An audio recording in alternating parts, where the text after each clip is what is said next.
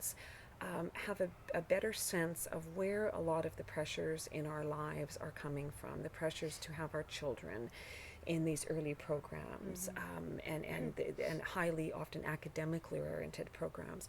The pressure is coming from typically advertisers that are selling products that are looking to basically have monetary gain from and are playing on all of our, as parents, love of our children and desire to do our absolute best for them, to provide them with the most optimal start. And sadly, this very natural love and desire that we have to support our children optimally is really being manipulated.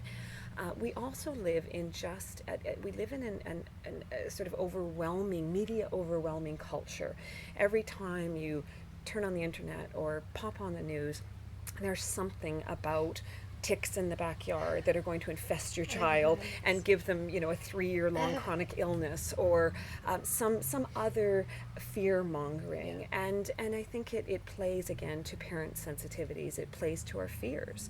It's important for all of us as parents to really critically digest what we're hearing and what we're reading in media, and to understand that in fact, statistically, our world is safer than it's ever been for children. That your child walking to school is safer than your child was 40 years ago. Children have better skills in this day and age to be able to differentiate who is sort of a friendly neighbor and who isn't. Children are more savvy, and we as a culture are more savvy. So children are safer, and yet it seems to be that parents are more afraid than they've ever been about their children simply being out of doors. That's right. And so that's the first thing I would encourage parents, and I do encourage parents in my practice, to really critically digest what they're hearing and reading, and to some degree, turn off the news. Turn off the news. Follow your instincts as a parent. All of us, when we see our children at the lake or at the beach throwing stones, we intuitively know that this is sort of the essence of a childhood experience. And so it's important, I think, parents have a very natural compass. We kind of know our true north as parents. We know what's good for our children, and sometimes it's a matter of quieting those other influences. I often encourage my patients to stop reading. And it's a funny thing to encourage people to do, but or at least be far more discerning in what you read. Absolutely. Because again, it is that sort of almost hysteria-provoking literature that a lot of parents are exposed to.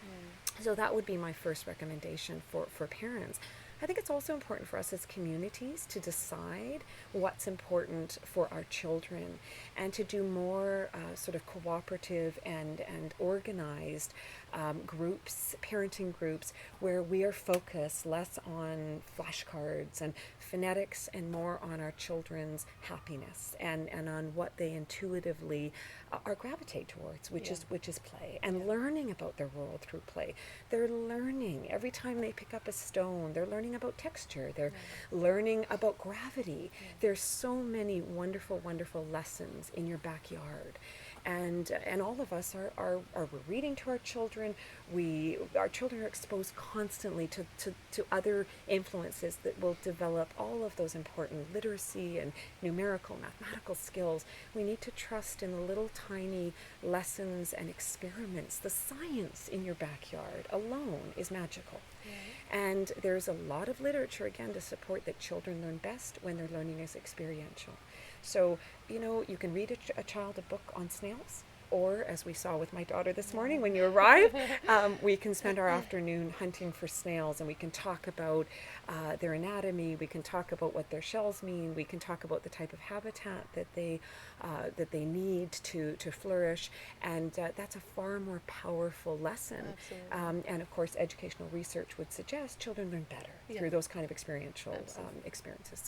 So I think that those are two really important things that we as the parent community can do. And finally, I think advocating with our educators to have more time out of doors. As you know, Margarita, I'm quite involved with my daughter's school, and we certainly are seeing a trend in schooling in North America, period, having less recess and lunch times. Children have less gymnastics and gym time, if you will, than they ever have. Less sort of what we consider extracurricular activities. And perhaps we should be really considering those to be core curricular activities. Absolutely. That our children's play, their physical health, time to socialize with their peers in an unstructured free play environment is as important as social studies. It's important as their daily reading or their journal writing. So advocating as a community to our school districts to make sure that our children aren't losing yet more of that magic of playing out of doors is really, really important. And I think parents have a huge role in writing to your local MLA, writing to your district to make sure that those are not lost even more yet.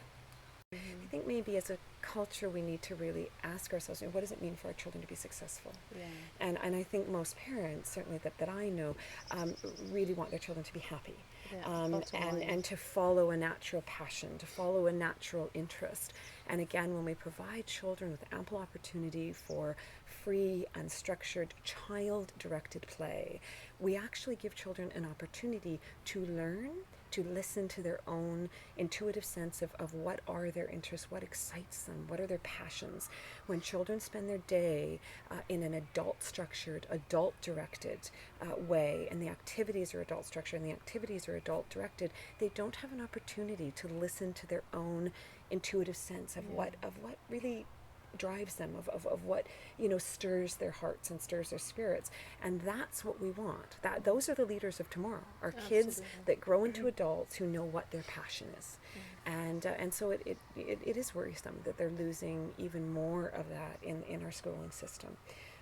And I think parents have a wonderful, wonderful role to play. They have a huge voice. Our schools want to hear from us. And so get involved in your child's school is another message that I think is critically important.